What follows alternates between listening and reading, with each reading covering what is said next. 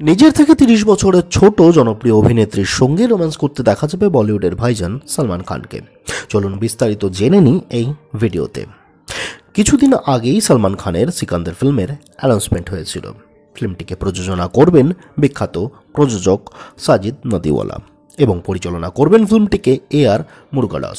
AR মুরুগাদাস একজন দক্ষিণ ভারতীয় ফিল্মের পরিচালক, কিন্তু দক্ষিণ ভারতীয় ফিল্মের সাথে সাথে তিনি কিন্তু হিন্দিতে হলিডে এবং গজনীর মতো সুপারহিট ফিল্মকেও পরিচালনা করেছেন। ফিল্মে সালমান খান আছেন এটা তো সকলেই জানত, কিন্তু সালমান খানের বিপরীতে কাকে দেখা যাবে অভিনেত্রীর চরিত্রে সেই নিয়ে গুঞ্জন চলছিল নানাবিধ। অবশেষে জানা গেল সালমান খানের বিপরীতে সালমান খানের থেকে ৩০ বছরের ছোট জনপ্রিয় অভিনেত্রী রশ্মিকা মান্দানাকে দেখা যাবে।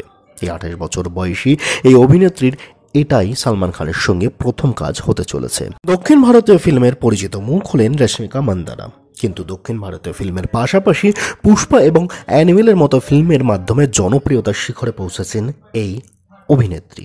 বর্তমানে তিনি কিন্তু সমগ্র ভারতবর্ষ জুড়ে এক পরিচিত মুখ। এ বিষয়ে কোনো রকম সন্দেহ রইল না, রশ্মিকা মান্দানার সিকান্দার ফিল্মে সংযোজন হওয়াটা কিন্তু এই ফিল্মের প্রতি দর্শকদের আকর্ষণ বাড়িয়ে দেবে। এই ফিল্মটি অর্থাৎ সিকান্দার ফিল্মটি 2025-এর ঈদে মুক্তি পাবে সকল প্রেক্ষাগৃহে।